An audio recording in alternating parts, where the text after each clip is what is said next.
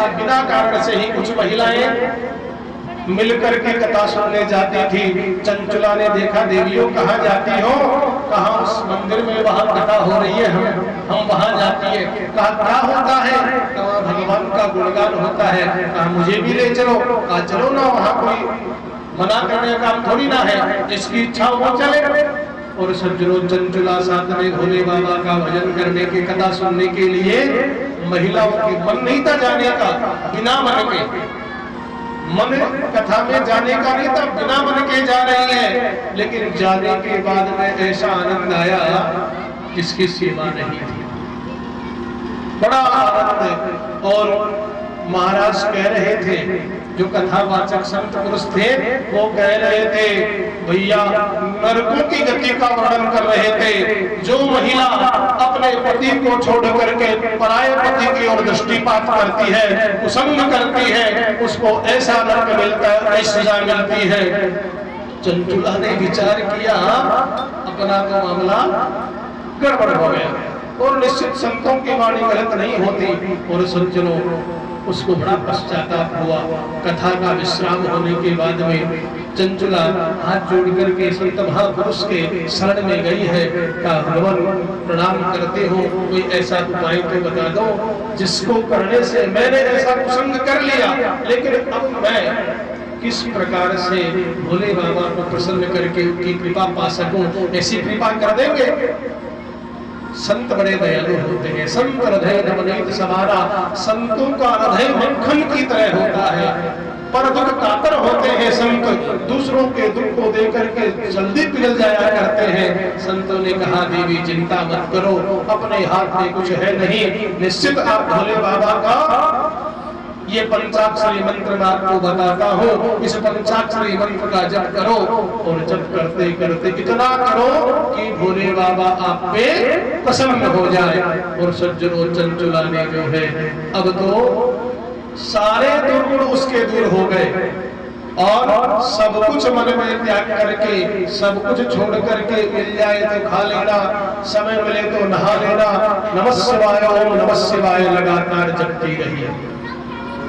और सज्जनों, इसी नमः शिवाय जपने से चंचुला का जब अंतिम समय आया, जब यमराज के दूत उसा जीव ले जा रहे थे, मरते समय में भी उस चंचुला के मुख से ओम नमः शिवाय ही निकला।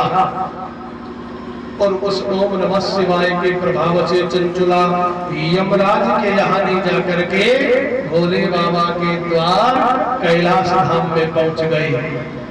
भोले शंकर भगवान की जय।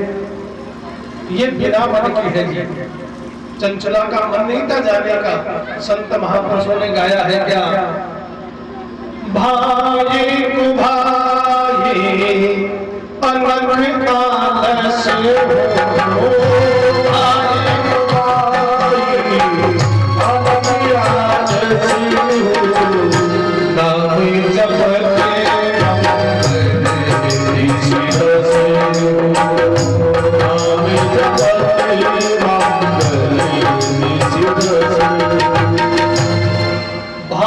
भाई अनख आलस हो, गोस्वामी जी ने गाया कि ठाकुर जी को कोई भाव से भजे तो अच्छा, कोई कुभाव से भजे तो अच्छा, अनक माने कोई क्रोध से भजे तो अच्छा, और आलस्य से भजे तो भी अच्छा। कैसे भी भजो, भजने वाले का मंगल होने वाला है, आनंद होने वाला है। किस किस ने भजा? भाव सहित शंकर जप्यो। भोले बाबा ने राम जी को भजा भाव के सहित। एक बार संत मंडली मिलकर के भोले बाबा के पास में गई, बाबा बाबा पूरी दुनिया भागम भाग में लगी है, कोई इधर भग रहा है कोई उधर भग रहा है, पूरा संसार अपनी अपनी दौड़ में संलग्न है। लेकिन बाबा आपको देखा है, जब भी आप पास में आते हैं आप बिल्कुल आनंद में विश्राम में बैठे रहते हैं, चक्कर क्या है? भोले बाबा ने कहा, बड़ी अच्छी बात कही कि सदैव मैं मन में अपने राम को रखता हूं, अंतस्थल में मेरे राम जी विराजमान रहते हैं। और गले में देवताओं का भला करने के लिए मैंने विष को धारण कर लिया। गले, कंठ और हृदय के बीच में थोड़ी दूरी है, 2-4-5 अंगुल की, तो कंठ में जिसके विष हो और थोड़ा नीचे राम हो, दोनों को मिला के रखना हो, जोड़ करके विष और राम को मिलाए तो विश्राम बन जाता है। इसलिए दोनों का सामंजस्य बना के रखना हो। शिव जी ने शिक्षा दी है। इस दुनिया रूपी, दुनिया के जितने झंझावात है, जितनी समस्याएं हैं, जितने कष्ट हैं, जितने दुख हैं, उन सभी विषयों को अपने अंदर गले में डाल करके और राम जी को वहां बिठा करके अंतस्थल में विराजमान करें तो भोले बाबा के यहाँ नहीं, हमारे यहाँ भी विश्राम की स्थिति बनेगी। लेकिन हम तो अपने आप पर ले लेते हैं, सारा काम ही मैं करूंगा, ये भी मुझे करना है, ये भी मैंने किया, ये भी मैंने किया, तो कुछ किया नहीं ना। करने वाला तो कोई और था, तो माध्यम बन गया केवल, बस इतना सोच। और गुण का भोले बाबा के कि उन्होंने आपको उस करने के लायक बना दिया। तो भाव सहित शंकर जप्यो, भाव के सहित भोले बाबा ने भया है। और भय कुभाव कभी ज्ञान, कुभाव से बिना भाव के भया वाल्मीकि ने। सबने सुन रखा है, बालिकाओं को पता है, उनकी पाठ्य पुस्तिका में पाठ आया करता था। रत्नाकर नाम का एक डाकू था, जंगल में सबको लूटता और लूट लाट करके उनका जो भी मिल जाता उसको परिवार पालता। एक बार सरकारी महात्माओं से नारद जी के साथ में भेंट हो गई। नारद जी सरकारी जा रहे थे तो रत्नाकर का काम यही था, डाकू था वो तो लूटने का। अरे बाबा जी, कहा नारायण नारायण के नारायण नारायण बंद करो, इधर आओ, ये अपना झोली का बंडल दे दो हमें। कहा भैया हम तो संत हैं, हमारे पास में क्या है? कहा नहीं इधर दो, सब कुछ इधर दे दो। कहा चल दे देंगे। तू है कौन, इनका करेगा क्या? कहा मैं रत्नाकर नाम का डाकू हूँ, आसपास में मेरी धाक का डंका बसता है, उधर से कोई जाता रहे जाता तो मेरे यहाँ कर दे करके जाता है। चाहे तो रुको बाबा जी हो तो कोई बात नहीं है, ये नारायण नारायण और कहीं जा करके करना, दंड का बंडल इधर दे दो। सज्जनों कहा चलो दे देंगे भैया, ये लो रख दिए। पर एक प्रश्न का उत्तर दे दो रत्नाकर। कहा पूछो। कहा तुम ये जो लूट मार करते हो, संतों को रास्ते मार्ग में जाने राहगीर को आप जो है त्रास देते हो, इसका जो पाप लगता है तुम अकेले उसका पाप भुगतने वाले हो या पूरा परिवार? का पूरा परिवार भुगतेगा भाई। जितना पैसा ले जाता हूँ परिवार वालों को देता हूँ, सारे बराबर के हिस्सेदार हैं। काजल बराबर के हिस्सेदार मान लेते हैं, लेकिन एक काम कर, तो एक बार पूछ के आ जा, तेरे माता पिता से, धर्म पत्नी से, बालकों से, बहन से, सबसे पूछ करके आ जा कि तेरे पाप में भी बराबर की हिस्सेदारी है क्या? इसमें क्या होनी है, माल खाते हैं तो पाप भी बराबर का बांटेंगे। कब पूछ के तो रत्नाकर क्रोधी था, गया घर सब इधर आ जाओ, सबको एक जगह लाइन में खड़ा कर दिया। बताओ पूरे जीवन में माल खा रहे हो, मैं लाता हूँ, सब खाते हो, मुझे जिससे पाप लगता है बराबर बराबर बांटोगे? पिता से पूछा तो ना भैया, पाप में भी बांटने वाला। माता से पूछा नहीं बेटा, पाप को देख मैं नहीं। पत्नी से पूछा स्वामी पाप मुझे नहीं। बेटे से पूछा बोल पाप नहीं। सारे घर वालों ने ना कर दिया, पाप हम नहीं लेंगे। रत्नाकर ने सोचा सारे के सारे माल खाने वाले, पाप का नाम आया तो कोई साथ नहीं था। ये हमारे ऊपर भी लागू होता है, हम भी परिवार के लिए अनेक पाप करते हैं। विचार कर लेना, घर वाले के ऊपर बंटवारा नहीं करवाएंगे, उसका दड़ा के हमारे लगने वाले, इसमें संशय नहीं है। हाँ, रत्नाकर का मस्तक झुक गया शर्म के मारे और संतों की शरण में आया। आकर के कहा संत महापुरुष घर वाले तो पाप को नहीं लेंगे। आखिर क्यों पाप करता है? तू कहता है मेरी माता है, मेरे पिता है, मेरी घरवाली है, मेरे बच्चे हैं। जब पाप बराबर का नहीं बांटता तो पाप क्यों कर रहा है? सत्कर्म कमा। कहा बताओ अब आज से आपको गुरु बनाता हूँ। नारद जी महाराज को गुरु बना लिया और नारद जी महाराज ने गुरु मंत्र दे दिया। कहा सुन तू राम राम किया कर। वाल्मीकि रत्नाकर ने कहा गुरुजी पूरे जीवन में मारकाटी किया है, राम राम किया नहीं, कोई मेरे लायक मंत्र बताओ। नारद जी तो सर्वज्ञ है। कहा ठीक है तू मरा मरा तो कर लेगा। कहा हाँ ये तो मेरे बस की बात है। तो सज्जनों मरा मरा करते रहे, मरा मरा मरा मरा मरा मरा मरा मरा मरा मरा मरा मरा 10-20 बार बोलेंगे तो स्वतः ही राम राम निकलेगा। और गोस्वामी जी ने गाया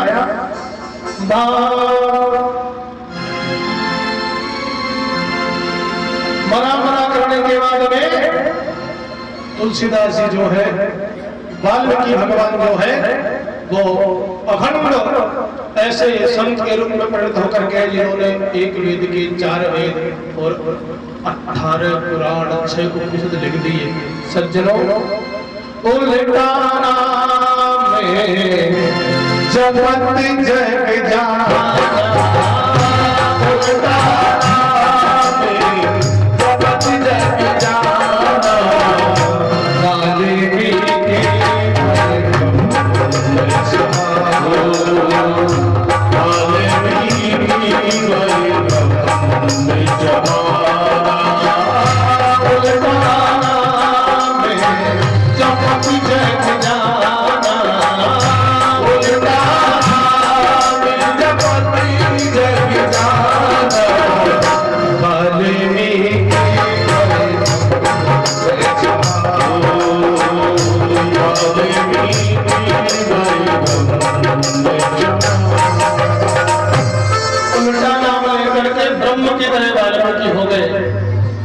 और सज्जनों मानो ठाकुर के अंशावतार रूप में आकर के उन्होंने 18 पुराण लिखे, जिनमें से एक शिव महापुराण भी है जिसको आप श्रवण कर रहे हैं। दूध को टाइम हो गई चिंता करा के पड़ी रही कि बताना बता दो। कैसा भी व्यक्ति हो, कैसा भी उम्र चाहे 80 साल की हो जाए कि बाबा कथा सुनने नहीं आए, महाराज पढ़ पढ़ता मेरा की बड़ी समस्या है। जोधपुरा में इतने व्यक्ति थोड़ी ना है, आज तो बहुत सारे हैं, लेकिन राम नाम सुनने के लिए बड़ी विकट समस्या हो जाती है। तो भाव सहित शंकर जपो भय भाव की बात। कुंभकर्ण आलस भजो, कुंभकर्ण ने ठाकुर जी को आलस्य में ही भजा। सोता रहता था, 6 महीने बाद उठता, लेकिन नींद में भी वो राम राम करता रहता है। अनन्य भक्त था भगवान श्री राम का। और अनक भजो दस भार, क्रोध के साथ में लंकाधिपति रावण ने भगवान को भजा। भजने का तरीका अलग अलग है सबका, लेकिन कैसे भी भजे। ये हमने कहा था ना, उल्टो से तो निपजे खेत पड़िया सो बीज। कैसे भी ठाकुर जी का भजन यदि हम करें तो निश्चित जो है बीज खेत में गया तो निकलेगा जरूर। ऐसे ही बातें मत करो भाई, मैं आपको बातें मत करो पीछे वाली तो हाँ सीधे बैठ जाओ। चाहे किसी को जाना है तो जा सकते हैं, कोई बड़ी गाड़ी नहीं है। हम 10-5 ही बैठ के सुने, कोई बड़ी गाड़ी नहीं है, लेकिन जितने यहाँ बैठे होते हैं तो सुन लो, बस इतना कर।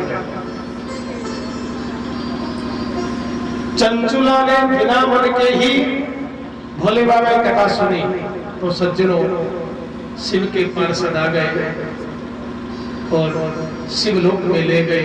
वहां चंचुला गई है, माँ गौरा के साथ में भोले बाबा विराजमान है। सज्जनों पहले कहा बता क्या इच्छा है तेरी। तूने 7 दिवस पर्यंत भोले बाबा की कथा सुनी है, क्या इच्छा है तेरी। सज्जनों उसने कहा मैं आपकी दासी बनना चाहती हूँ। देखो क्या मांगा चंचुला ने वरदान, कुछ और भी मांग सकती थी, लेकिन कहा आपके चरणों की सेवा में लगी रहना चाहती हूँ। और सज्जनों बाबा भोलेनाथ की कृपा से माँ पार्वती की सखी बन गई चंचुला, सहेली बनकर के माँ पार्वती की सेवा में संलग्न हो गई, सेवा करती रही। बहुत समय बीता, सेवा से इतना प्रसन्न कर दिया माँ पार्वती को चंचुला ने कि अब तो हर बात, जो भी बात कहती ना चंचुला, माँ पार्वती जरूर सुन लेती, मानती उसकी बात में। हाँ भाई चंचुला तूने अच्छा कहा। और सज्जनों, एक दिन धीरे से चंचुला ने अपने मन की बात माँ पार्वती को कह दी, माँ छोटा सा निवेदन है। कहा बताओ। कहा मेरे पति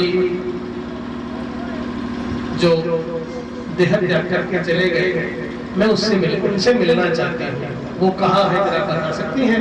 क्योंकि चंचुला जानती है यहाँ तो परम सत्ता है, सब कुछ पता रहता है। सज्जनों, भोले बाबा से माँ पार्वती ने कहा और भोले बाबा ने पता लगवाया कि वो कहाँ पर है।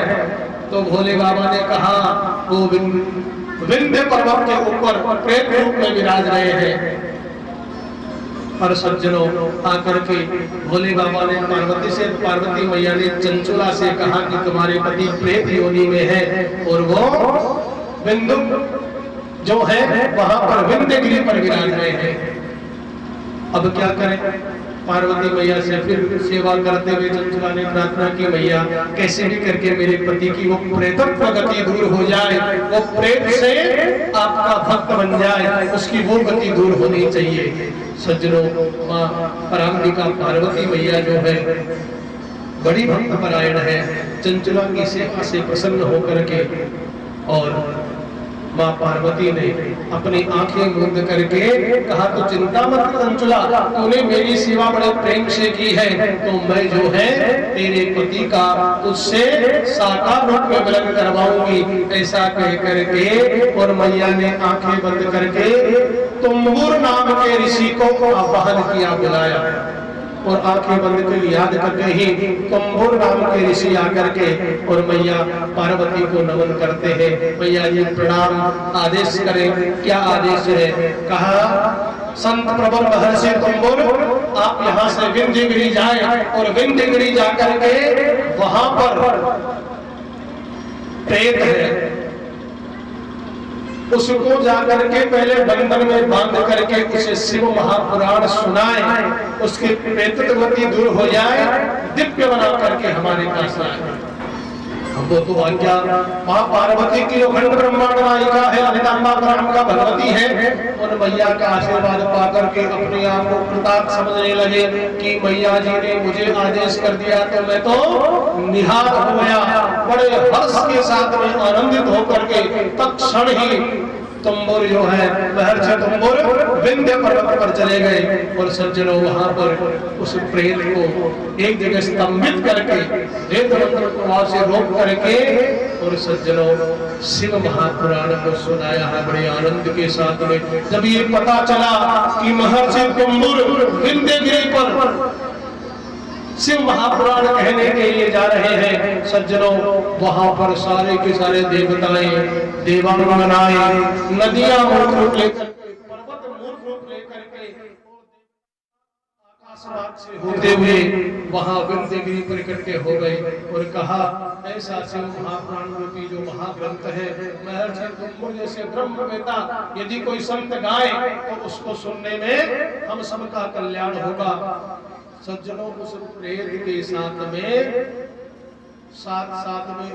अनेक ऋषि महर्षि, नदियां हैं, समुद्र है, पर्वत है, साकार रूप लेकर के वहां पर विराजमान हो गए।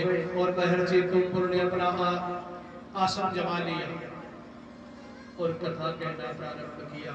भोले बाबा कथाओं का श्रवण करके और सज्जनों अन्य देवताओं को आनंद तो आया ही आया, उसके साथ में बिंदुक जो था उसकी वो प्रेतत्व गति दूर हो गई। और सज्जनों सदेह जो है सर्वांग सुंदर हो गया।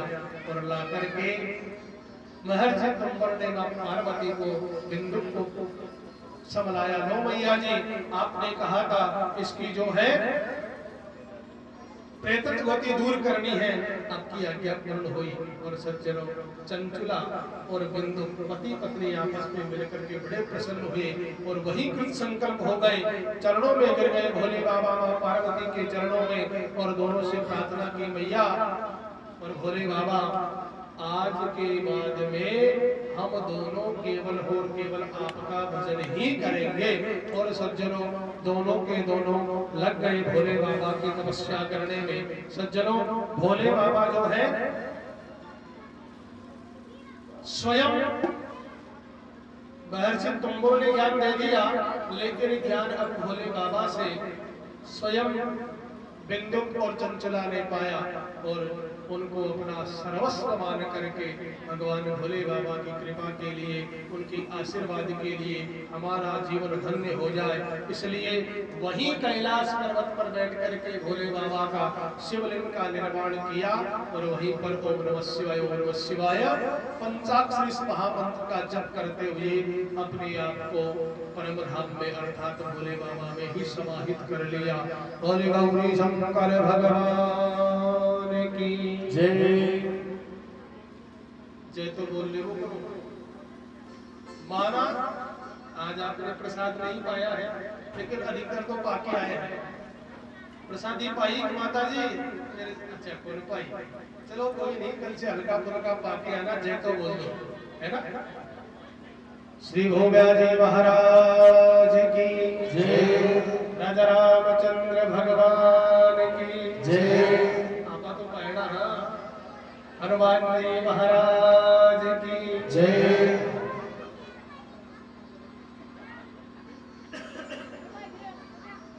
जयकार होने से और समय से ताली बजने से जो है ना थोड़ा हिलना डुलना बना रहता है, तो नींद नहीं आती, उबासियां आती रहती है ना।